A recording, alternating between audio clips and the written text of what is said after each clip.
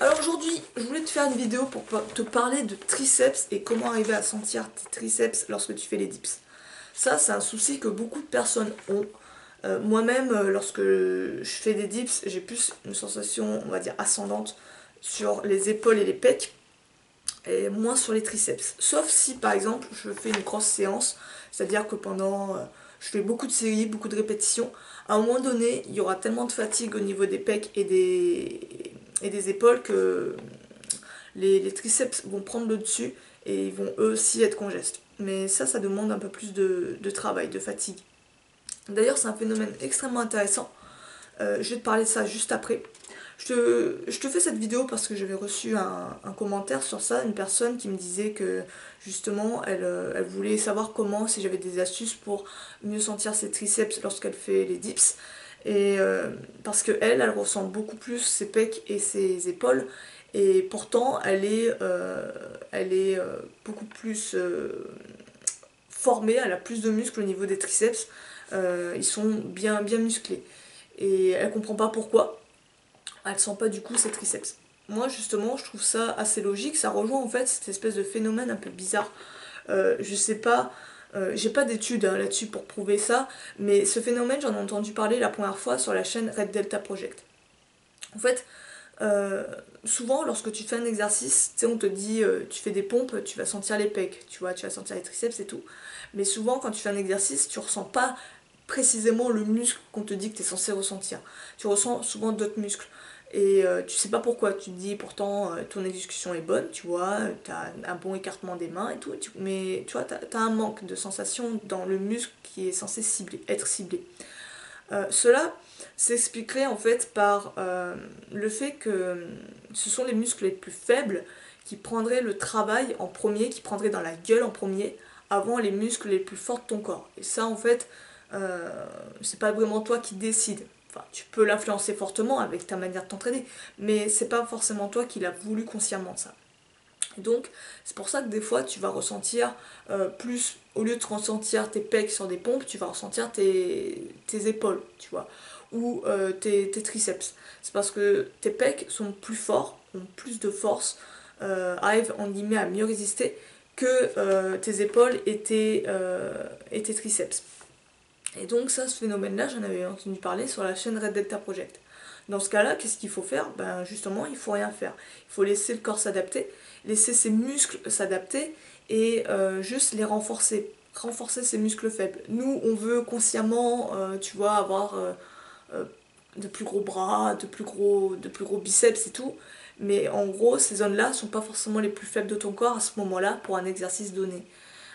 Et la sagesse serait justement de laisser ton corps, pas chercher à influencer en mettant plus de tension sur tel ou tel muscle, mais au contraire de laisser ton corps se renforcer les muscles les plus faibles. Donc si tu sens tes épaules ou tes pecs lorsque tu fais des dips ou des, ou des pompes, au lieu de ressentir tes triceps, c'est pas grave, tu laisses comme ça. Et t'attends une période, en fait, ça je l'ai observé comme phénomène, c'est qu'à un moment donné, au bout d'une période, quand tu fais par exemple un certain nombre de répétitions avec une certaine charge, ta congestion disparaît de plus en plus. Et là, tu commences à mieux ressentir les muscles, les autres muscles.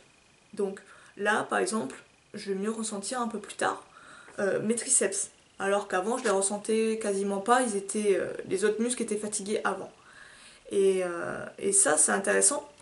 Ça rejoint d'ailleurs ce que tu disais, que tes triceps étaient plus forts, étaient assez bien formés, bien développés, alors que le reste, les pecs et les épaules, l'étaient moins, tu vois. Si j'ai bien compris ton commentaire, ça serait justement, ça expliquerait ce phénomène.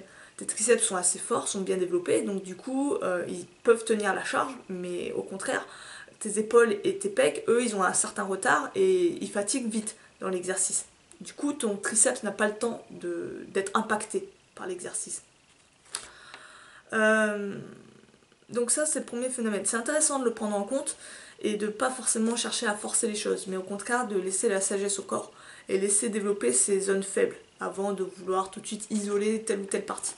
Cependant, si tu veux quand même chercher des astuces pour développer vraiment une zone donnée. Pour les triceps, une astuce qui est connue de tout le monde, c'est tout simplement de positionner son corps différemment en faisant les dips. Quand tu fais les dips, souvent, ce qui se passe, c'est que tu vas avoir plus le buste en avant, tu vois. Donc ce qui fait qu'en mettant ton buste en avant, tu vas plus avoir de pression au niveau des pecs et des épaules. L'idée en fait c'est de faire des dips à la gymnaste en guillemets, où tu vas être plus en arrière, où tu vas être le plus droit possible. Tu vas pas non plus te cambrer en arrière, mais tu vas être le plus droit possible et tu vas chercher à maintenir cette position droite de ton corps de A à Z, du haut de position à bas de position. Et tu vas vraiment essayer d'être strict dans ton mouvement. J'essaierai de te mettre des images, une vidéo. J'avais vu ça d'un mec hyper clean. Sur ça, c'était sympa à voir. Et en faisant ça, en les cherchant à te forcer à les faire vraiment propres comme ça, tu vas vraiment te rendre compte que la difficulté est plus dure, ça va être beaucoup plus dur, parce que tu mets vraiment de la pression plus sur les triceps. Donc c'est pas grave, tu vas avoir ton nombre de répétitions qui descend, c'est pas un souci, mais ce que tu vas faire, c'est te concentrer vraiment sur la forme et la technique. Petit à petit, tu vas te renforcer, ton nombre de reps va augmenter lui aussi. Ensuite, deuxième astuce aussi qui peut être bien pour mieux ressentir ses triceps, c'est de créer une pré-fatigue, ce qu'on appelle une pré-fatigue. C'est-à-dire que tu vas faire des répétitions sur un exercice assez léger dans une zone spécifique. Donc là pour tes triceps, tu choisis un exercice plus d'isolation. Par exemple, si tu fais du poids de corps, ça peut être des tiger bend. Donc tu fais cet exercice-là, tu cherches à les fatiguer. Tu peux faire aussi des dips bancs. Dips bancs, c'est des dips où tu es sur, je sais pas, une chaise, un banc, et tu as les pieds à 90 degrés mais posés sur le sol. De toute façon, je te montrerai les images au pire pour que tu vois à quoi ça ressemble. Et tu peux faire quelques séries. Sur les dips bancs, moi je te dirais de rapprocher tes mains, peut-être pour un peu plus sentir tes triceps. Essayer de vraiment te concentrer à ressentir tes triceps et de vraiment chercher à faire beaucoup de reps sur cet exercice. Augmenter le tempo ou peut-être le diminuer, faire des reps plus lentes avec une pause pour vraiment bien fatiguer le muscle, pourquoi pas. Et tu cherches à juste fatiguer légèrement bien cette zone, tes triceps, avant de faire ta série de travail. Et en faisant ça, en pré-fatiguant cette zone spécifique, tu vas mieux les sentir lorsque tu feras ton exercice clé, ton exercice majeur, on va dire. Teste-le, c'est vraiment pas mal, c'est une méthode, je pense, souvent utilisée Enfin, moi je l'avais vu dans les trucs de bodybuilding, mais tu peux très bien l'appliquer pour ça. Donc, fatigue la zone que tu veux avant de la travailler, tu vas mieux la sentir sur l'exercice. Ensuite, autre chose aussi que tu peux faire, c'est souvent ce qui se passe, pourquoi on sent pas vraiment un muscle spécifiquement, c'est qu'on manque en fait de lien, ce qu'on appelle de lien muscle-esprit, le lien mind-muscle, tu vois, où en fait on manque une certaine connexion entre ton cerveau et ce muscle. On le sollicite tellement peu que on va dire que ton corps, enfin ton cerveau a du mal à le stimuler, à l'engager, ce muscle-là.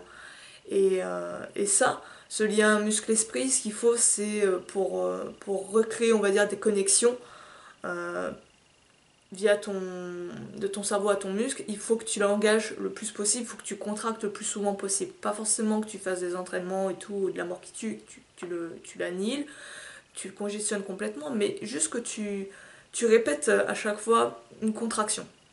Qu'elle soit légère ou pas, mais que tu arrives à contracter ton muscle le plus souvent possible. Ça peut être tout au long de la journée, tu vois. Tout au long de la journée, par exemple, tu es à la salle d'attente et tout, tu t'amuses à essayer de contracter ton muscle, à le sentir, à vraiment te concentrer sur la sensation et à le contracter le plus possible. Essayer aussi de l'isoler, tu vois.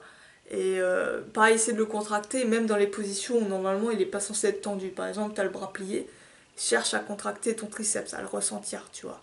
C'est de maintenir la tension pendant quelques secondes, 5 secondes, où tu fais des répétitions courtes, mais essaie vraiment de réveiller ce lien muscle-esprit sur tes muscles faibles, que tu n'arrives pas à solliciter.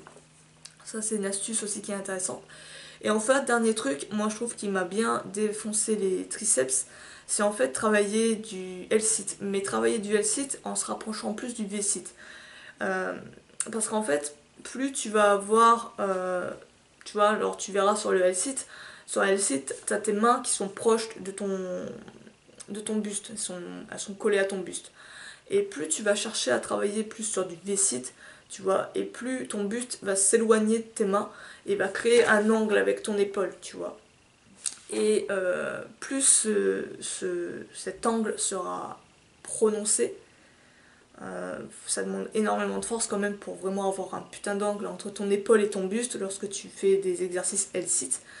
Ça va se rapprocher sur du mana, hein, mais plus ton triceps va prendre bien cher, mais vraiment cher.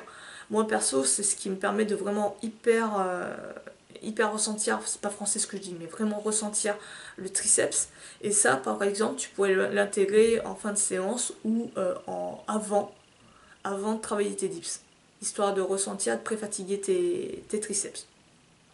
Donc, c'est toutes les astuces que je voulais te partager aujourd'hui. Dis-moi ce que t'en penses, teste-les et vois ce que ça te donne. Moi, je vais te laisser là-dessus. Je te dis à la prochaine. Prends soin de toi. À plus.